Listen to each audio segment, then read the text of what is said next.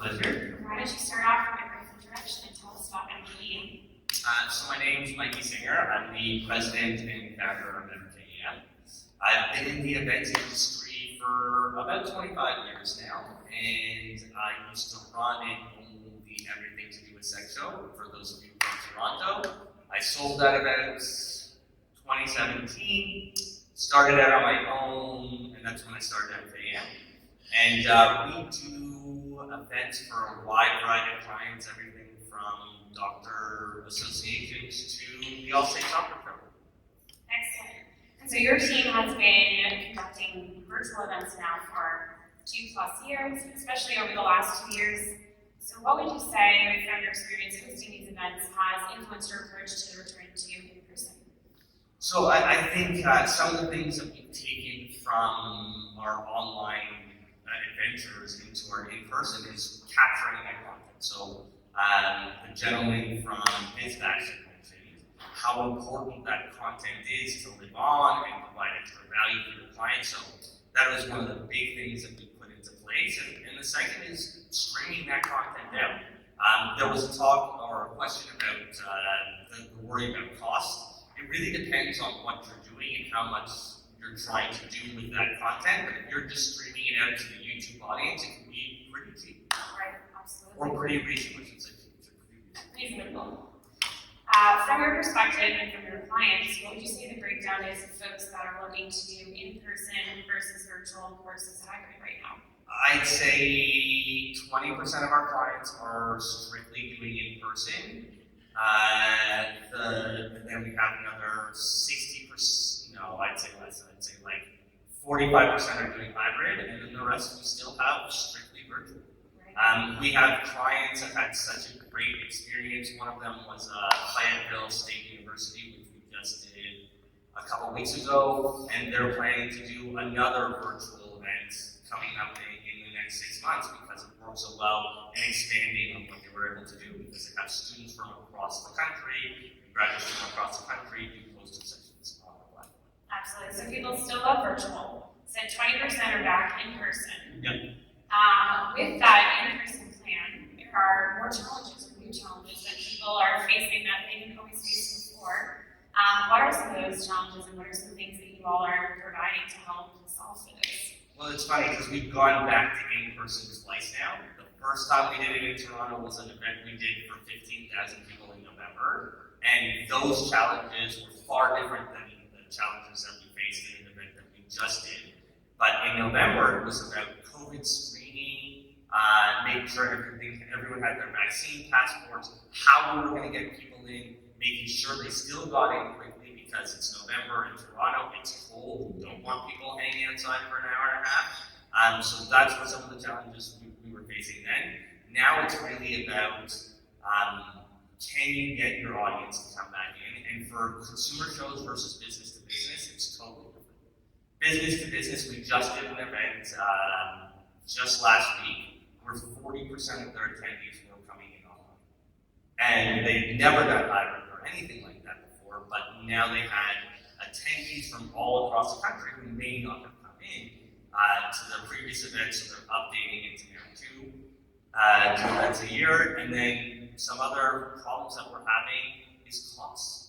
If you go look, inflation in gas and costs in terms of rentals, everything has gone up significantly since we were there 2 years ago. And it depends on what it is that the significance. And the next part to that is staffing. Everyone is short-staffed.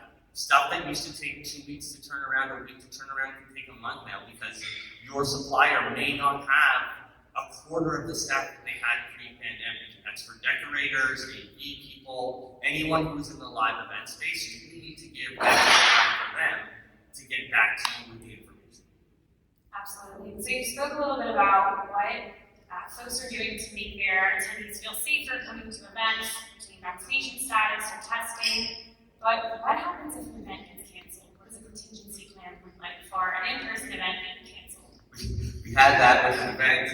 If Steve, I'm looking for him out there. We had our event, our client was Canadian Rheumatology Association. So they had planned for a hybrid event in February in Quebec City. And about a month before, that's when the surge was happening and everything was shutting down again. And we had to take that show and totally convert it to an online presence, completely virtual. And what we had done was we had that in the back of our mind. We had that plan. We knew how we were going to train everyone. We knew how we were going to convert everyone. So having that back up, and I mean, look, it's not like it's 2020. In March of 2020, when I had a 420 event for moms, and we needed to think of something right away to, after cannabis was our sponsor for that event. So we needed to execute that event. We were taking their money, and that's when I found Cohen. That was my first Cohen event. But for this event, we were able to convert it right over, and now if you are planning a hybrid portion, you should be planning that. I've heard the term digital first used a lot. And if you plan for digital first, you have that backup always in place, right? It may not totally seamlessly translate, but you can take a lot of what you're doing and not lose a lot of that revenue and still have that in a pretty quick turnaround. Especially if you have an agency such as myself, Carly's, to help you through that process. Absolutely. So obviously, you've been in the event space for over 2 decades. Your approach to in-person before the pandemic was a lot different to what it looks like now. So how do you see it continuing to change? I was already pushing for event technologies. It's funny, Carly said she didn't do a virtual event or hybrid event prior to 2020, but we did. We did our conference, CDM. We pushed hard for the very first time ever to do a hybrid style because the association is nationwide. And for someone from Halifax or Vancouver to fly into Toronto for a 5-hour event didn't make sense. But streaming that out to them made a ton of sense. We doubled the audience size, and I'm seeing a lot more of that happening. It's going to be a lot more hybrid. I know people are nervous about it and not sure how they're going to approach it. It will take different approaches. And again, I heard the term trial and error. That's going to be a lot of what we do. And then the other thing is investing in learning new technologies. Technology is going to be a big part. I think Brianna used the term automation for some of the content. We're really investing in heavy automation. There's a lot of great technologies out there to make it a lot easier for events to focus on the important part, which is planning and things like that, and to take some of that monotonous, like dealing with exhibitors, like getting their contracts signed and things like that. That can all be automated through some really cool systems. Zapier and things like that, so that's a lot of what we're learning and focusing on right now. I think the investment in tech is a huge part of it. We've heard a lot of keywords used today, like pivot, and evolve, and growth. But one of the words that we have not spoken about here yet is hybrid. You've mentioned it a few times in the breakdown of your clients that are thinking about hybrid. Talked about that URL to IRL, but I'd love to hear your take on hybrid. So I love it. I pushed for it, like I was saying, in 2019 with Carly's team for our conference, and then I've been pushing for it since we've come back. We've done five really, truly immersive events in the last 3 months or so. One, we did a TIFF Bell Lightbox, which was basically an Apple-style release of a product, and then they wanted their entire team to come up on screen. So behind them, we had the whole screen for the audience, all the different employees who were part of that launch. Then you had the board of directors in front. They had a small video screen so they could see everyone who's on behind them, and everyone in the audience was able to interact live and have that great experience. We did another event for Meeting for Black Lives that was really half and half. So you had half the people there in person, half the people who were there online, and we did it through the session rooms and pop in. And again, it was very interactive, very much they were able to talk. We did that also by having a handheld camera on site. So it wasn't just the one camera on a tripod facing the stage, it was the camera panning around and moving around as people were having a discussion. So it really lent itself to a great event. And then just last week we did that hybrid event that I was just talking about, again, where we brought people up on screen.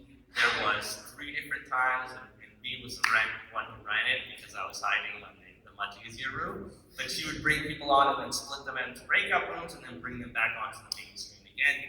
And again, it was a great experience, and it allowed them to grow grow their audience from a very local, regional level to a national level. Absolutely. I feel like every time we hear someone talk about hybrid or an event that they've hosted in a hybrid manner, I want to say that's so cool. It just sounds amazing to hear people do it and the audience that they're able to reach.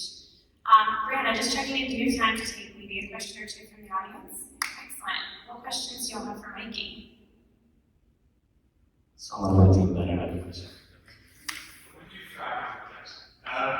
do you found as effective? You talked about content, right? Most of it content.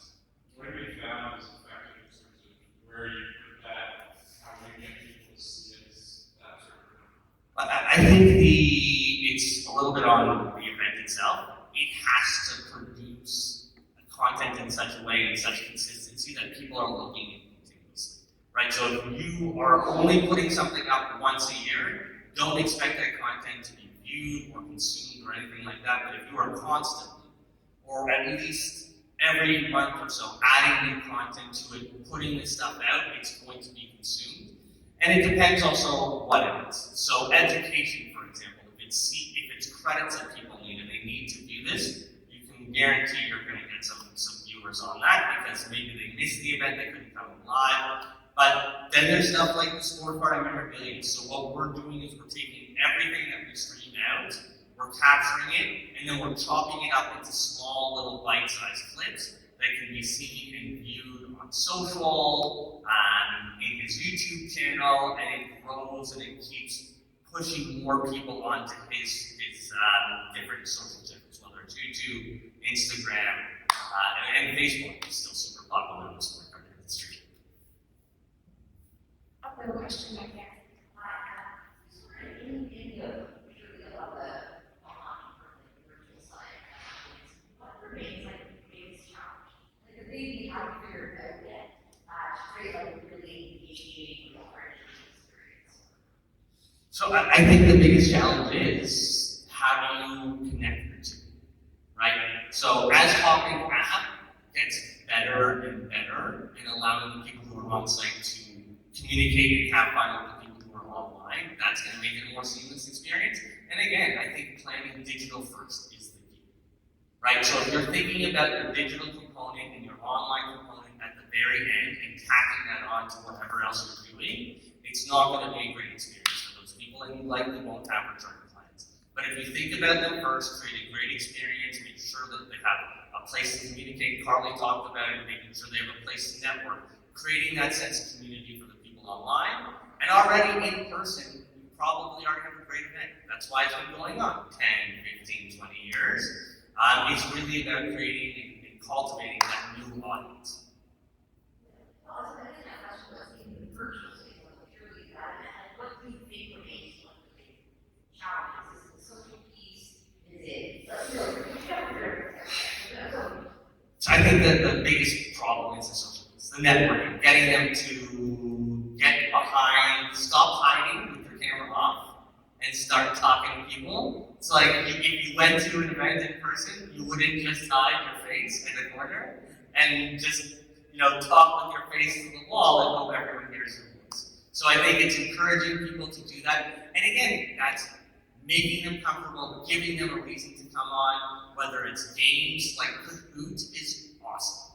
It's a great way to get people interacting, great way to get them chatting.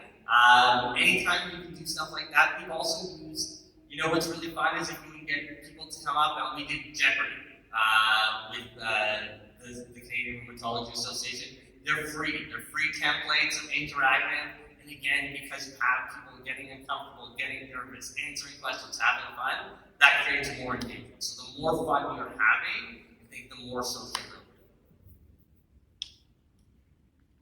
Well, we have a bingo template if anyone wants to borrow it for their next event. I was so disappointed when no one. I have 5 people here. I'm like, how did none of us? Come on, guys, none of you won. So yeah, it's been great. And then the other thing is keep constantly learning. I know a lot of the people in this event space, they have designations, certifications, things like that. I try to. I'm actually I shouldn't say I do, but my whole team practices every few 6 months, 7 months, and pokes in on what's new on the training module. Cole just finished it as our newest team member. That's a great baseline. I really love that you guys have that continuously available as opposed to just every once in a while. And we're always looking at what new is out there. I just checked out a new streaming program. Obviously, it's not as good as StreamYard. We love StreamYard. Which is funny because we were using that about 6 to 7 months before hopping on it. But changing that around, and I mean, there's always new technologies that are coming out. I don't know if any of you have used vMix. That's a really cool way to do that hybrid approach. You can do some really neat stuff for that, and that's again not a huge cost, or you find someone who's very knowledgeable about it. We do all our editing, quick editing inside under Share Film Aura, which is a very reasonable program. And then those are a couple of tips. Right. So you and Carly said that at the beginning of the pandemic, you spent a number of hours trialing or testing different platforms and different solutions, and came across Hopin as well as a few other tools. What are some resources that you might recommend to our audience to tap into for finding out about new technologies or learnings to help improve the event experience? I look around at all the different platforms. I scour BizBash, I scour Jason Knobs. I look for the key members in the event industry. Another one, I can't remember who was the topic. Julius Solaris. I saw you getting Julius Solaris is another one. I'm constantly looking at what he's saying. I don't necessarily agree with everything they say, and sometimes I'll write that back on their chat, as you saw with our brief conversation. I don't necessarily agree with everything, but it's always good to know. Julius was one of the big reasons why I wanted to do the digital content, because he kept saying, look, there's an audience that you're missing out there, and now the pandemic has shown us, and honestly, I hate wearing pants. I want to wear sweatpants, so the more I can be at home working on a computer, the better. Well, thank you for that. They wouldn't, all these people here wouldn't let me. That's like their number one complaint, so I did put on my next black. We appreciate it. What other questions from the audience before we wrap? I think the last comment is just don't be afraid to try new things. Don't be afraid to learn new things, constantly learning. I know technology can be super intimidating. It still is to me, but I slowly work through it, Google everything, tons of YouTube videos on how to. Don't be afraid to pick up some knowledge. Absolutely, I think that's great advice. As Carly said, you did deliver with some Mikey's golden nuggets. So, Mikey, thank you for joining us this morning. We appreciate it. My pleasure.